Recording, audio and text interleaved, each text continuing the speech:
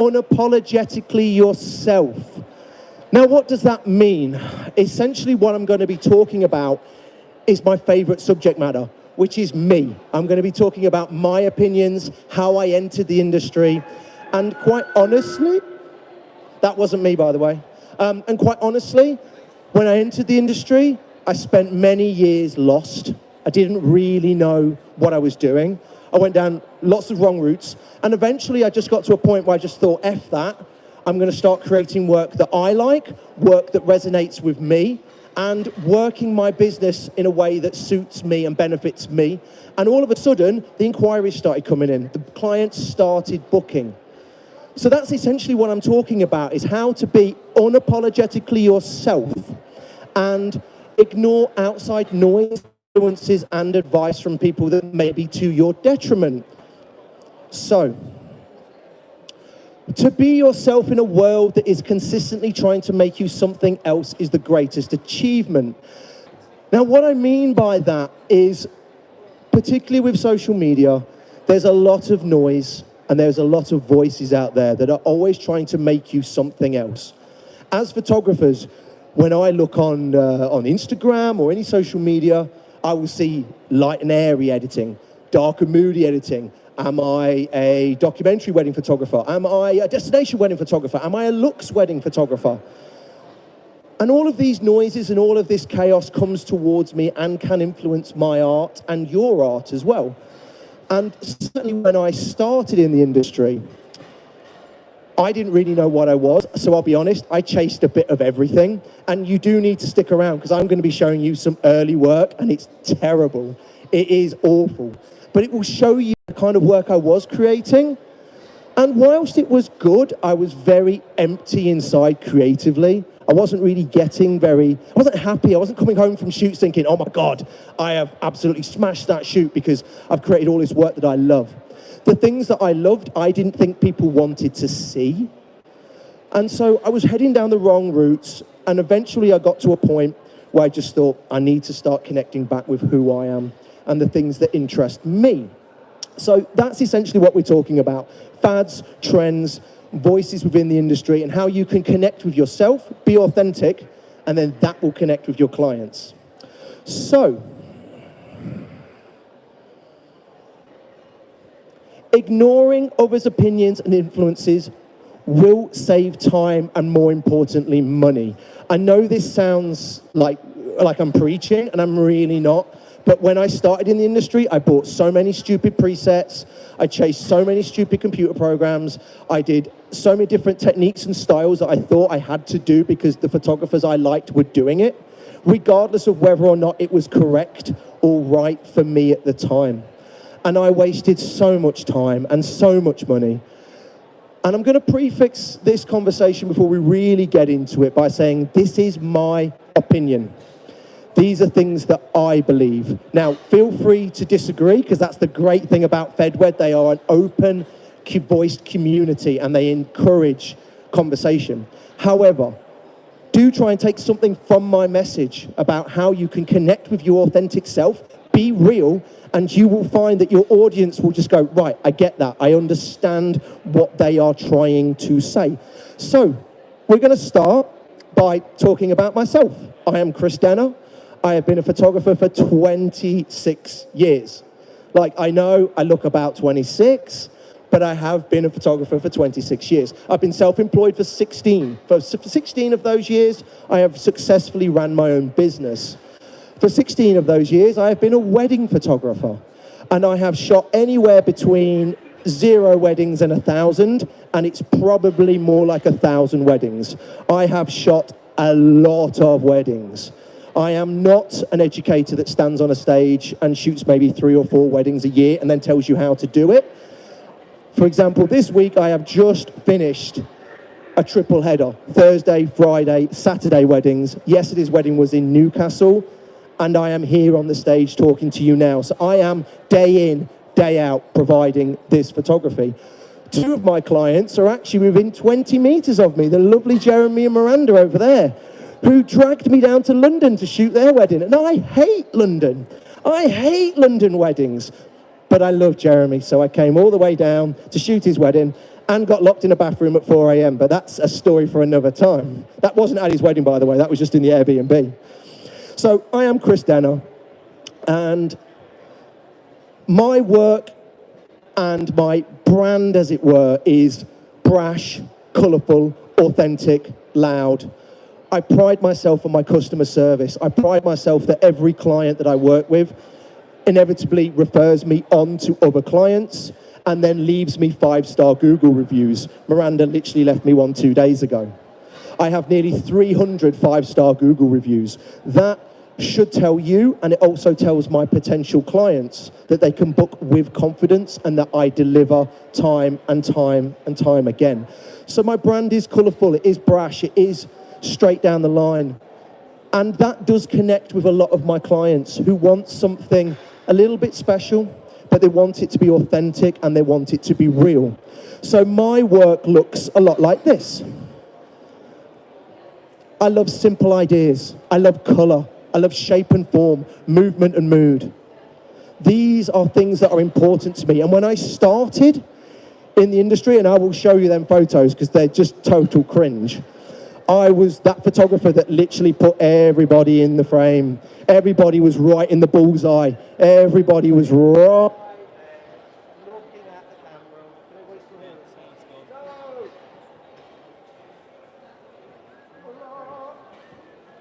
Still on, still on.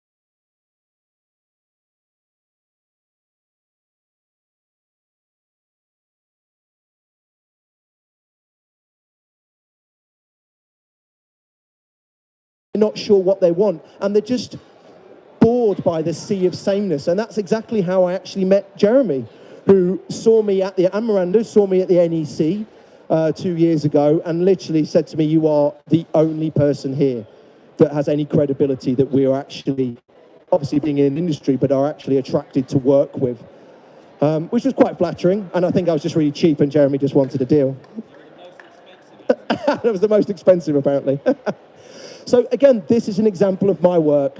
I always sell myself as being a creative documentary photographer. I like to consider myself to be ideas driven.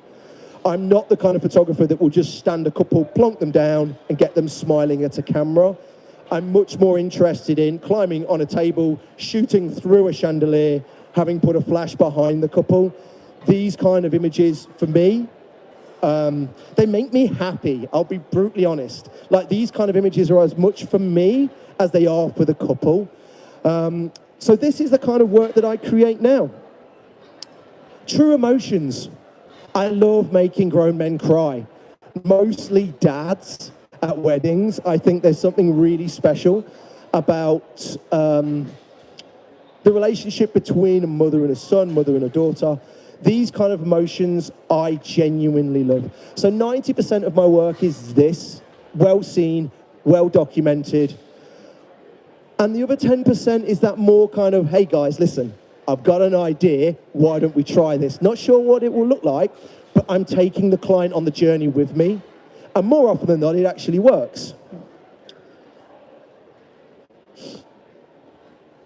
And this is another example of my work. I am known as a photographer for flash, backlight, color, reflections, silhouettes. These are all things that are really important to me as a creative. I want to create work that makes me happy. Looking at that makes me happy, and the couples love it as well. And always in the back of my mind, I am thinking post-wedding as well. I think things like this would look fantastic on couples' walls. You've only got to look at the graphic stand behind you where there is a vast selection of fed-wed photographers' work to see how great things look in print. And I do say to all my clients, if you love it, print it. So whilst I am there for the couple, I'm always there as well in the back of my mind thinking, can I get these hero shots for the couple? I'm known for being just that guy that is all-inclusive. I'm that guy that loves colour. Obviously, my brand now is brash, it's chatty, it's friendly, and I like to be all-inclusive, and my language has changed as well. So I always am very conscious of trying to use correct pronouns, using terms like the couple instead of bride and groom. I have a lot of couples that approach me simply because they've seen me at a wedding acting with respect, but also being creative and being fun. And for me, yeah, I love this photo because it's got the dreaded smoke grenades, because let's face it, smoke grenades are everywhere in wedding photography at the minute. I'm probably mostly to blame. Probably Ben is as well over there. Ben does it a lot. Look at him. You know you started it. But it's also like, for me, I look at a photo like that and I love it because I am genuinely looking at Phil and Cam's expression. Like, Phil's having the time of his life. That's what makes that photo special. It's not the smoke, it's not the colour, it's the combination of all of it. And this is the kind of work that I am known for. This creative, interesting reflections, storytelling. Now, we all are storytellers. We all use that term. We're storytellers, blah, blah, blah, blah, blah, blah. Genuinely, this photo has got a strong story because this was at the bride Grace's grandfather's orchard where they got married. This was the home that she grew up in. As a child, she played in that greenhouse and told me she broke numerous glass in the greenhouse. It felt entirely natural to take a photo of her and Matt in front of the greenhouse. And that's just a little bit of added sizzle at the bottom to make it visually pleasing to me. I'm a big fan of this kind of photography. And then I'm just going to wrap this up with the dreaded sparkler photos. I mean, we all love sparklers, don't we? I mean, my heart sinks a little bit when I see sparkler tunnel on a job sheet. But this is what I'm known for. This bright, brash, in nice and close, very visceral. This is the kind of work, as a photographer, that I'm known for. Shooting through objects, using light, using shape, using colour, leading lines. This is a wedding I shot in Zante last year, where it was like 45-degree heat, and you literally cannot see that his shirt is soaked through. I love this photo because of the interaction between Susan and Jay. That's what makes that photo for me. Yes, it's very nicely framed, but this is now the work that I'm known for as a photographer. And obviously, confetti. I'm a colourful person. I love confetti photos. These are things that get me excited. When I'm in the middle of the confetti photo, I'm always there, 16 mil, right in front of the couple, absolutely getting covered myself, because that's the only way I know how to shoot now. I'm not a photographer that is, it feels weird to be this far away from you, because usually I'm that photographer that's getting really close and intimate with my couples.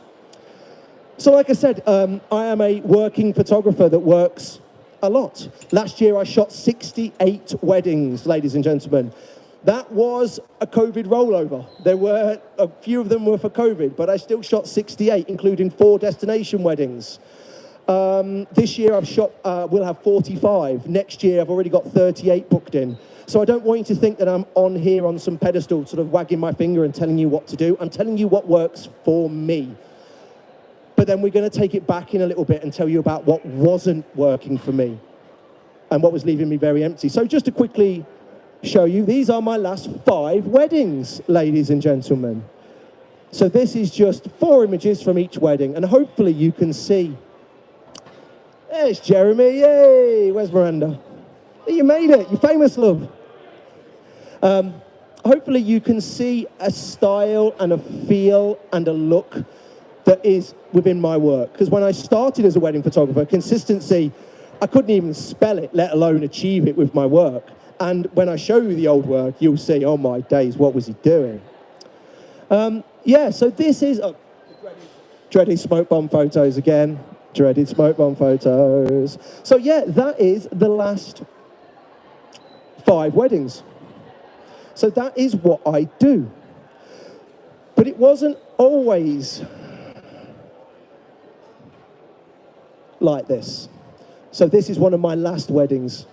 And this is a nice mixture of the bright brush confetti, nice reaction from Dad, nice intimate cropping, and then just that nice, simple, intimate moment with the couple doing something interesting. But this is where it's going to get a little bit cringe for me now, ladies and gentlemen. So this is when I started photography, wedding photography. I just thought it was a laugh, and I thought it was dead easy. I thought it was easy money because I thought all wedding photographers were arseholes and didn't really know what they were doing, and I was going to come into the industry and be a superstar. But I didn't know what I was doing, so I was looking at everybody else's work. And like I said, I couldn't even spell consistency, let alone achieve it. So this is some of my work from like 14 years ago. Yeah, I know. I'm looking at you. I know, I'm with you. I'm with you. It's terrible. I'm looking at it. I'm like, what is on with the wonk? Like, these Dutch angles. Like, everyone was doing it, so I was like, I'll do it. These negative edge holders, these neg frames. Like, what was that all about? Because I saw someone do it, and I thought, oh, I'll do that. That's what photographers do, right?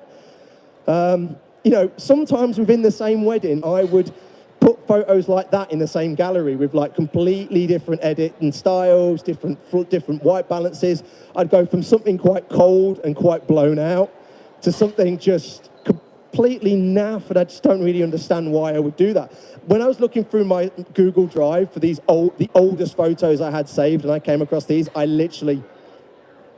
had to have a moment and was like, can I actually show this work? Because it is so far removed from this. For me, I just feel, I don't even recognize who that guy is. Oh, there's more. There's more. And look at these beauties. Look at these, look at this. That's impressive, right? Ain't it? Because that's what every bride wants, a dress completely blown out. I've missed the flash off the top of his head. It's a very unflattering kiss. Look at the colour temperature of his hands. He looks like he's had his hands in a cold bath for 10 minutes. I mean, this is just elegance, right?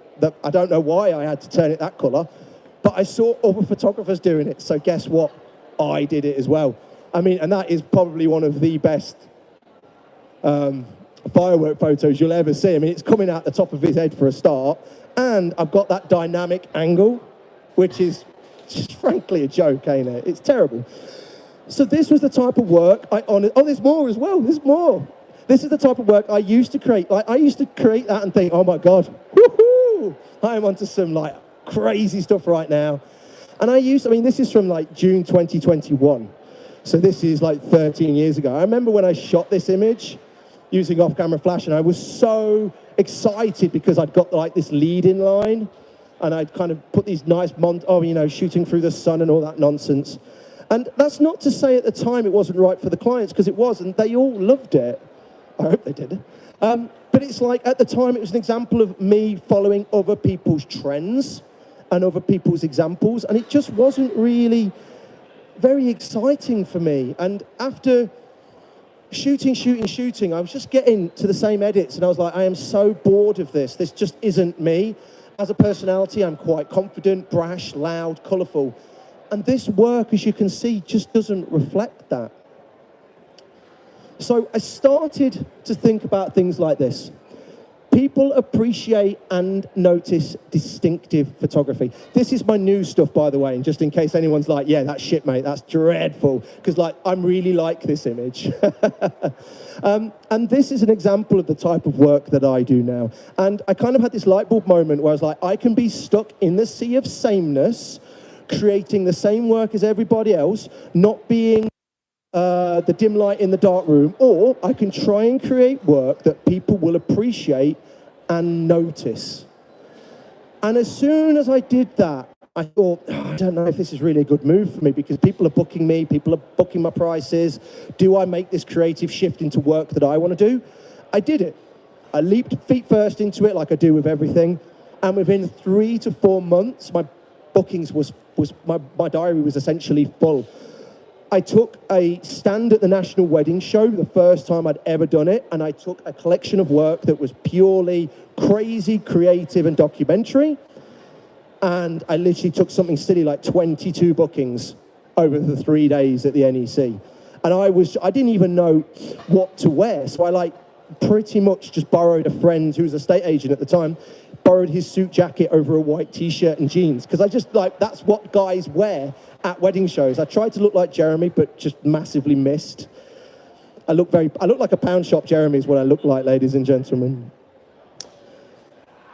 So I'm not saying all trends and fads are wrong, by the way. I don't want people to think that I'm like punching down on people that have a style and they like, because we're all artists. We all look like, I'll look at Adam's posts and I'll go, I really like what he's done there with the light. Wow, I'm going to be mindful of that the next time I'm shooting. And if I see an opportunity, I'm going to take inspiration from it. There's nothing wrong with that. What I am talking about is that I was literally following photographers and just copying the work because I just didn't know any better. And there is that great saying that you don't know what you don't know. And I just didn't know any better until I made the decision to change up my style. And then all of a sudden, I found that I was connecting with my community as well. I was becoming more associated with people that you, like me and Ben, crossed paths quite a few times at the wedding shows, probably 10 years ago. And you're like, dude, like, we're the only two doing this kind of thing here. And you become friends and you become that community because you let those photographers do their thing. We're going to be doing ours. So that was a big thing for me. And again, if you think about artists like Picasso, it's not only in photography. No, he was capable of creating very realistic art, work that would sell easily. But he chose to create work that made his soul happy and create work that he genuinely liked, that other people hated at the time. Now, he's regarded as one of the best. So we've got to have that mindset of like, follow the things that you want, things that are appropriate for you. So this is really important. We are employed to capture what is in front of us. Now, this is a wedding, obviously. I think I was in Tenerife for this wedding, or somewhere around there, Alicante. And I love these two there. And then what you don't see is 5 frames later, he tries to moon us, which is didn't really end very well. But we are employed to capture what's in front of us. And this is really important because my old mindset wasn't fair to my clients. I was approaching their wedding, I was shooting their wedding, always conscious of like, well, I want to capture this photographer's style, or I want to do this, or I want to... And what I was doing was turning up to their wedding, imposing my will and my look upon their wedding, which wasn't necessarily what was in front of me. I was so caught up with, I want to create this, that you know what, I probably was missing things that were authentic and were more interesting. It is all about intention, ladies and gentlemen. It is all about, when we go to a wedding, the temptation is be real, create what you want to create. Don't be caught up in a trend of, so for example, with me, with my style, a current trend is there's a lot of direct flash and a lot of shutter drag. It's not right for me. It doesn't suit my trend. My clients booking me for this kind of work would probably not be very happy if I turn in a gallery full of stuff where there's lots of movement and people are out of focus, because that's not what they have booked me for. Yet, when I speak to other photographers, there was someone I spoke to at a photography conference a couple of months ago, and she was saying to me, my bookings are down, I've only got 6 weddings booked for this year, none for... You know what I'm going to do? I'm going to change my style into more of a current trend. And part of me thought, I see why you're doing that, but equally I'm like, is there other areas of your business? That's why you're not booking the weddings. And I suspect she was not booking weddings because she was part of that sea of sameness and that her pricing was too high. So let's not chase the trends. Let's create with intention. And who here uses Threads? Has anybody been onto Threads on Instagram? It's like quite a toxic place, isn't it, Adam? Oh, there's Adam at the back there. It's toxic, isn't it, mate? You think Instagram is people shouting at each other. It is horrible on Threads. And I found this quote on Threads, which I thought was really interesting. I'll read it out to you. It's by a photographer called Captures by Christie. So she says, story time. A photographer I admire posted a messy reception detail photo a couple of days before I shot a wedding. I tried to recreate this, but found myself struggling because the reception I was at was very calm and clean. I told the videographer my vision and frustration that the details weren't messy enough. And he said, but that's not what this reception is. It's not a messy reception. That resonated with me so hard. And she finishes by saying, don't make someone else's day your own artistic vision. Make it theirs. And I've used Christie's words because she put it into context better than I could. And then there was a great response by some photographers, only the Richters, that I really like as well. And I'll just leave that there for you to read. But they've basically said maybe the initial problem was, why do you want to replicate something that another photographer has already done? And it plays back to that conversation point that I made earlier, where I can look at Adam's work and appreciate it and like it. But it doesn't mean I'm going to chase off down his editing style and his cropping style and shooting in that way. I'll be mindful of it. And if the opportunity arises, I can think, oh, I can incorporate an element of that. Because as artists and photographers, don't we always want to be better? But don't we want to be better with intent? There's a reason why we want to be better, not blindly following a trend. So that's essentially where I got to with my business, where I got to a point where I was like finding my own voice. And after a couple of years of booking these quirky, weird, cool weddings, I started finding my feet and started getting braver and braver and braver, and pushing myself out there more and attracting more like-minded people. And I got to a point where I was showing what I wanted to shoot and people were liking it. But what I would say to you in the audience is, if you are thinking, well, how do I get to that point? How do I fix up my style, my shooting style, my editing? How do I connect with my inner self? Well, simply ask for help. You're here today on the FedWed stage. You're surrounded by photographers. You've got expert advice from people like Adam and Steve. You've got Jeremy sat over there.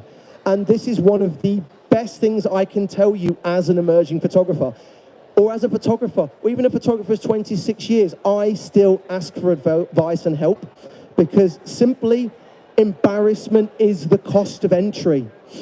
Like, we get embarrassed as photographers. For some reason, we're supposed to know it all. We're supposed to know it all, and we don't. And you know what? I really hope I never know it all, because that just means that I'll have a mindset that's closed, that I won't be learning anymore. So embarrassment is the cost of entry.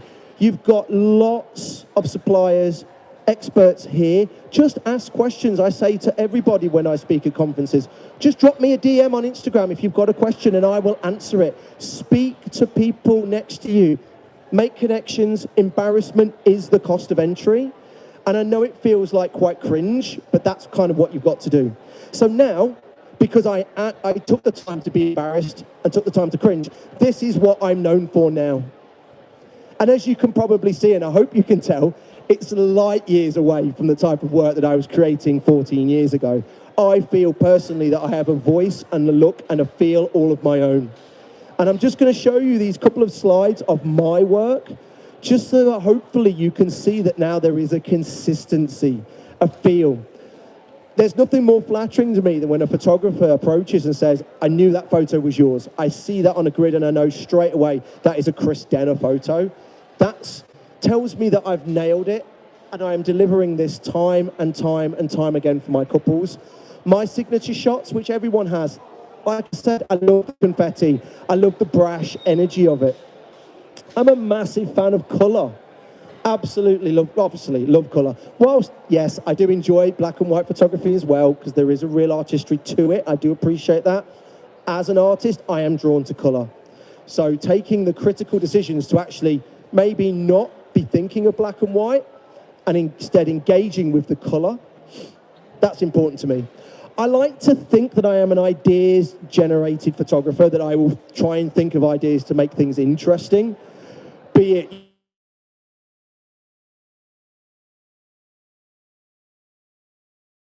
to tell a story. These are things that I try as a photographer at every wedding to be mindful of and try and create these interesting work. And the other thing that I try and do as well is to be known for being quirky with my angles, with my ideas, shooting through things, and also with my equipment as well, ladies and gentlemen. So a lot of photographers will generally shoot 35, 85. That seems to be like the two go-tos, whereas mostly I'll shoot at a 16mm.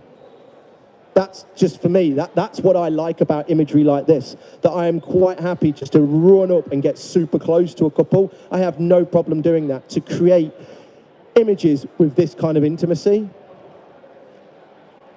And I found this really interesting quote on Threads again, by a guy called Chris Floyd, and it says, sometimes I look at other photographers' work and my first thought is, my head is, it's lovely and boring.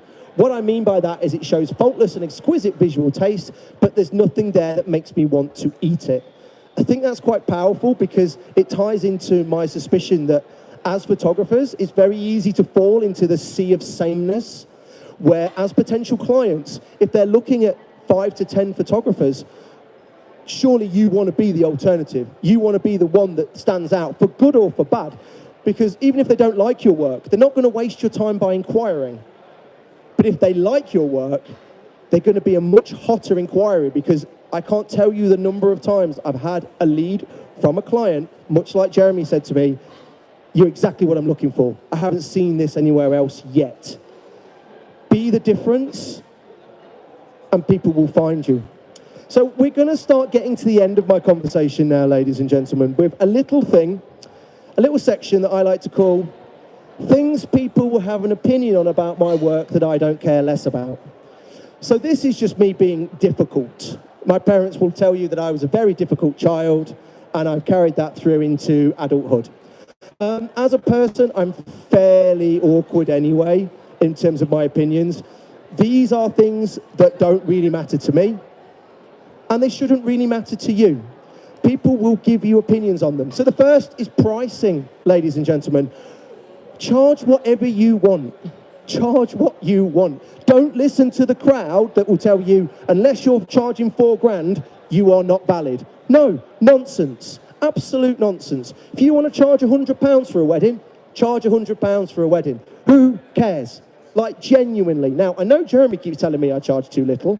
He's also told me I'm the most expensive at the NEC, so kind of where, you know, I'm kind of caught in the middle. Listen, charge whatever you want. It's not like someone can arrest you.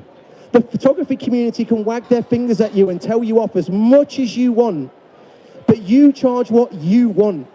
If you want to charge £100 and shoot 50 weddings a year, do it. If you want to shoot 5 weddings a year at £5,000, do it. Like, who cares?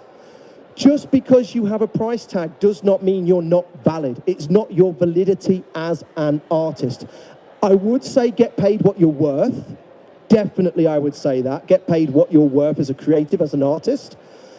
But don't be fobbed off by people. I've had people come up to me trying to throw me like a bit of shade. Oh yeah, loved your talk, by the way. Looked on your website. Yeah, you're really cheap. Okay, cool. Am I cheap or am I just reasonable? Am I connecting with the kind of clients I want?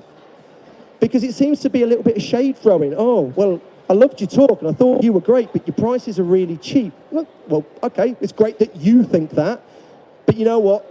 There's hundreds of people out there that don't think that, so your opinion can go right in the bin. And I'm going to talk about Graphy now, quickly. A, because I am on their stage. B, because Jeremy's a friend.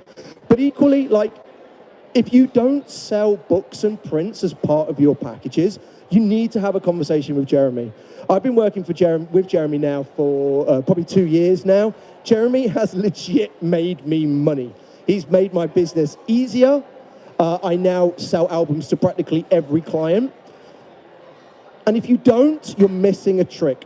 But equally, don't tie in with the philosophy that some of the gatekeepers in the industry will tell you, which is you've got to make 300% markup on a book. You've got to make 500%. No, you haven't. If you make 50 quid on an album, make 50 quid. If you want to make £100 on an album, make £100 on an album. Because my philosophy is, and always has been with my business, 100 quid is 100 quid, and it's 100 quid more than I had yesterday. Don't not sell something to a client. Don't not create something that they're going to love as an heirloom because some gatekeeper on Instagram has told you that you must mark up by 500%. No. Do what's right for you and your business, because I'll tell you right now, if you sell 20 wedding albums and you're making £100 each, you're still making a lot of money at the end of the year, and you're sending wedding albums into people's homes that they're going to cherish. So not everything has to have a financial comeback. And now we've come to my favorite bit of the conversation. We're going to talk about AI and AI editing specifically. Now, I'm going to prefix this by saying that I am an Imagine ambassador. The lovely Zoe is over there, so I do have a little bit of skin in the game here. And if anybody's got opinion on AI, come and talk to me or Zoe, and we can have conversations about it. But this is the real one I find in the industry at the minute, where people will call you fake, that you're not editing properly, that it's this, that it's that. Don't listen. Try it for yourselves. I am quite an awkward, difficult person. If I don't like something, I will say I don't like it. I heartily recommend AI editing, especially when you're shooting 68 weddings. It makes my life so much easier. A lot of the heavy lifting is being taken out of the editing. And do I want to spend all day looking at white balance? No, I don't. I want to get on with the cool things like cropping. So I'm going to share some of the shitty comments on the internet about Imagine. Now, this is slightly cringe because Zoe stood right here. But these are some of the things that people say about AI. I mean, I love some of them. I wouldn't trust software to edit my work the way I do. This software is only good with those with no skill. So apparently I have no skill. When you let AI edit your photos, you are losing any sense of original style. Everything becomes generic beige. Does my work look generic and boring? Because I don't think it is. And you know what? You'll find a lot of idiots on the internet generally, but particularly in photography forums and on threads, and especially on the hot topic subject of AI, people will be telling you all of this stuff. I mean, this is a nice comment. Terrible. Hope this fails. Terrible. Hope this fails. Yeah, this one here from Lewis Miggs. Making people lazier and lazier.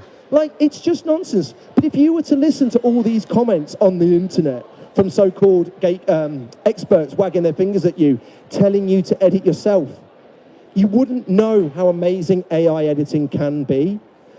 I'm actually considering writing a conversation, presentation to give at conferences like this called Auto Everything, which is literally going to be like, why don't we automate as much stuff as possible? And an example of that would be with equipment. Like for me, as a photographer, auto ISO, auto white balance, I genuinely don't care.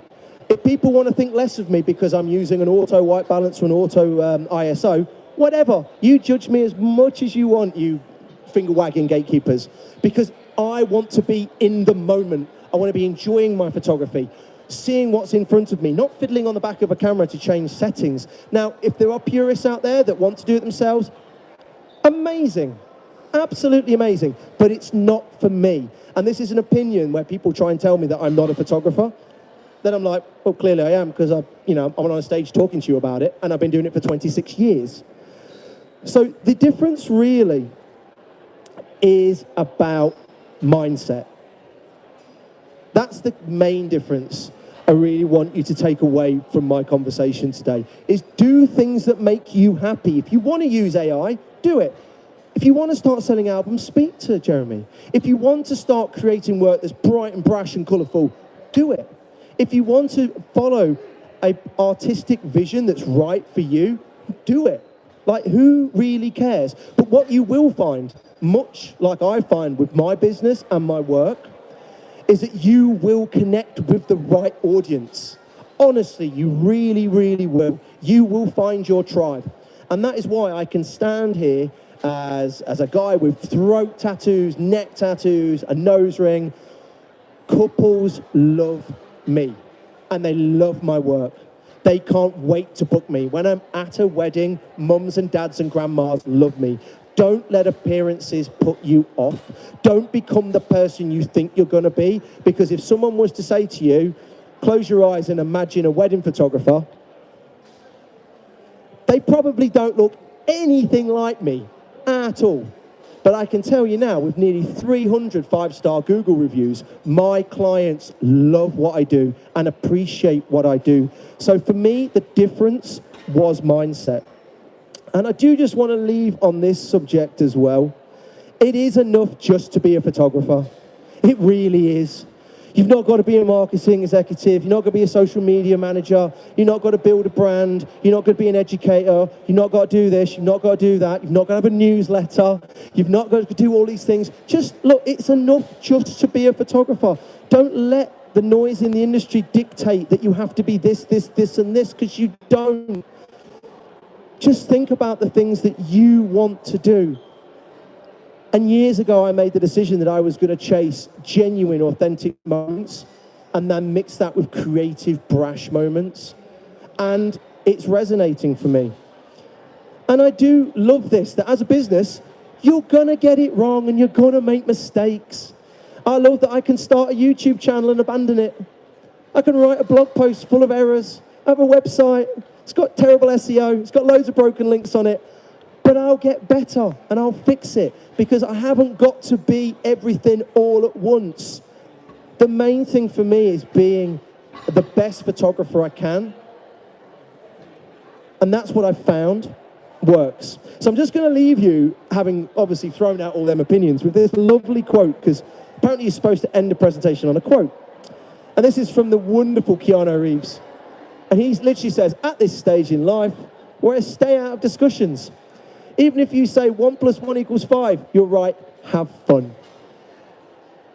So I've thrown that in there to say that even though I have thrown out a lot of opinions to people, you haven't got to agree with all of them. You really haven't. But if you want to come and talk to me afterwards, talk to me. I'm here. I'm going to be on the Imagine stand. I'm going to be on the FedWed stage as well. Speak to Adam. Speak to Steve. We're not on a pedestal. If you want help or if you want advice or anything, just speak to us. That's what we're here for. That is the point of FedWed with Graphy on this wedding stage. So thank you very much, ladies and gentlemen. You have been lovely. You haven't heckled. No, I've been Chris Danner.